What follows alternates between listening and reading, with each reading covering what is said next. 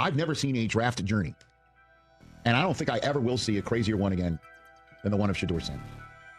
If you had told me that Shedeur Sanders would go 143 picks after Cam Ward, if you had told me that a guy who throughout the entire draft process was considered by many knowledgeable evaluators as a top 5 pick would wind up a 5th round pick, I would have told you you're out of your mind.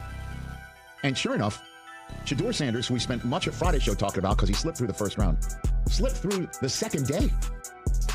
Nobody used a 2nd or a 3rd round pick on him. And then he slipped through the 4th round. And at that point in time, I'm thinking that the NFL's lost its mind. I really was. Listen, the number of times, and I said this on Thursday night after he wasn't drafted, and then Friday night after he wasn't drafted, but certainly on Friday night after he wasn't drafted, the number of times you've seen somebody drafted in the NFL, talent over everything, when the everything would fill up an amusement park with the number of red flags surrounding this prospect, and somebody drafted him anyway. Now all of a sudden there's information coming out about Shedeur and why he didn't get drafted, and all the executives and all the GMs on why this didn't happen. I was looking on one video, and it was Boomer Esiason show, the old Cincinnati Bengals quarterback from back in the day. And they took him off. And they took him off because the owner said take him off. I don't want that guy. Shedeur Sanders just torpedoed himself. His attitude off the field at the combine, his dad didn't help him either. You know, he was on podcast talking about, this is my son. If I can get him to where I want to get him to, I'm going to do that. But, you know, when you listen to this kid talk right prior or at the combine about if you want a new culture in your locker room, I'm the guy to do that. I can turn it around. I mean, he's very high on himself. And I think he was very off-putting to many coaches and general managers in the league. And I'm telling you right now, and I know this after talking to 3 different personnel people in the NFL this weekend, they didn't even have him on their board. They took him off. And they took him off because the owner said take him off. I don't want that guy. I don't want this entitled person on our team. And I don't blame him. Now, he was acting like he was just angry, man. All this stuff that was out in the world, we was hearing about on the news, and we was wondering what was going on with Shedeur, why he wasn't getting drafted.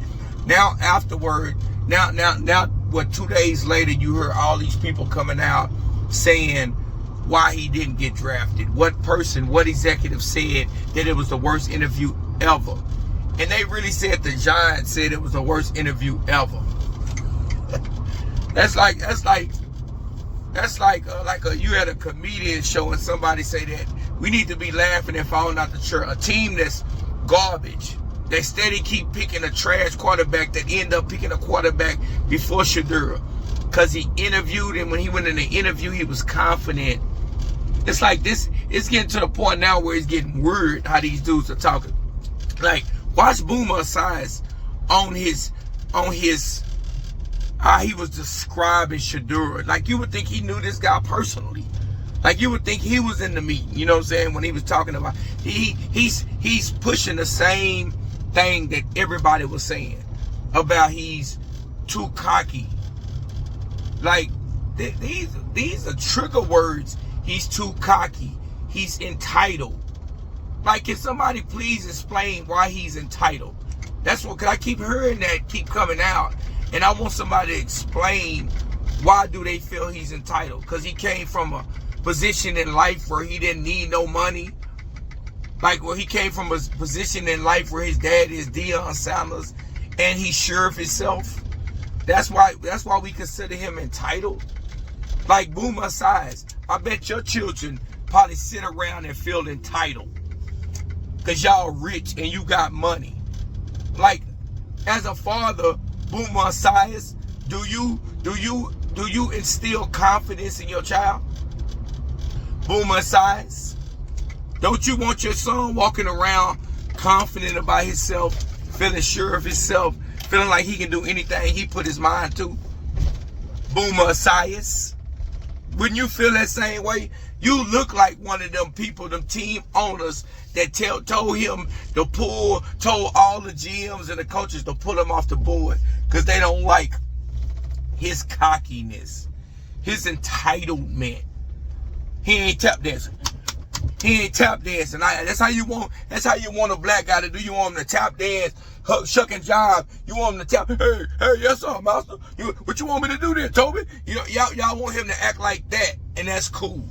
We'll take him because he know his place. He know his place. Pay attention to all these trigger words, all these keywords, all these people that they got on these Emmanuel Achos, all these on First Take. Look at all these faces they putting up there. All these people that they putting on the screen and making them kind of be like, no, this ain't ain't got nothing to do with his dad is racist. It's got something to do with his dad saying he wouldn't go to this team. Man, that was so long ago when he said that. Ain't nobody worried about that. Shedeur is a grown man. You think that's why they didn't draft him, because his daddy say, oh, he might not go to that team? Like, we got to start keeping it real. And when we keep it so fake, it looks fake. It looked like they all plotted together. And one thing about the NFL, when you got a collusion, same thing with Kaepernick. If one GM feels one way, one owner feel one way, most likely a lot of the other owners and GMs gonna feel the same way. And you ain't gotta even speak about it. They gonna be able to pick it up for what the rest of the owners and stuff are doing with the player. And it's super collusion. Like, it's a way of doing it. It's like all the teams are lock and step with each other. Like, whatever this person does, everybody's gonna pick it up. The same way what they did with Colin Kaepernick. You didn't have to get in a meeting and everybody get together and say, we're not doing this. Let's don't hire Colin Kaepernick on our team. Like, you don't gotta get in a meeting and do that. Like, everybody will get it. You know what I'm saying? They will follow lock and step. Everybody gonna do the same thing as the rest of the owners. You know what I'm saying? And that's what ends up happening. So the same thing with Shedeur. Like, all the other teams picked up the temperature in the room of what everybody was gonna do. Oh, okay, that's what we supposed to do. Like, you can read it, like you can peep it out. For him to fall off the board like he fell off the board, you can peek it out. And the reason I keep bringing up the Shedeur Sanders situation, cause it just irks me, cause every day it's another excuse why he didn't get drafted or why he needed to drop down, or somebody's coming out with some new information about this is why. When at the end of the day, we all know why, man. It ain't got nothing to do with that. We all know what the reason is. It just irks me to keep seeing people on these TV shows, regardless of his First Take, whatever, trying to make up excuse about how, no, it's not really that. It's really because of this. And you can tell the person that's getting paid, and they're not going to cross that line to really say what it is. A lot of times, it be the people who is a different complexion telling the truth. Like, I seen Rich Eisen and Mal, I can't never say his name, Mal Kiper. It's people like that that's getting on her, speaking the truth, telling the real. And it's the people that look like Shedeur is the people hopping on TV making all the excuses up. And I just don't want this to get swept under the rug. That's why I keep talking about it. What they gonna do, since he got drafted, let's sweep it on the rug now. No, we gotta keep talking about stuff like this and finding out these reasons and putting stuff like this on the front street so it won't happen, or we can put people in position where this won't happen again. Because there's no way in the world they were supposed to try to do this to this guy.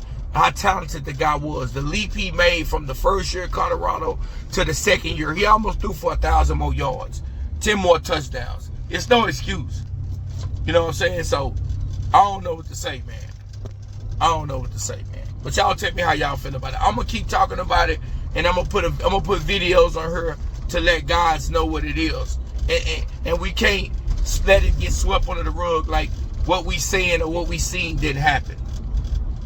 But go to my video, man. Like, comment, subscribe, man. Go to my channel, man. Thanks for the support. I'm out.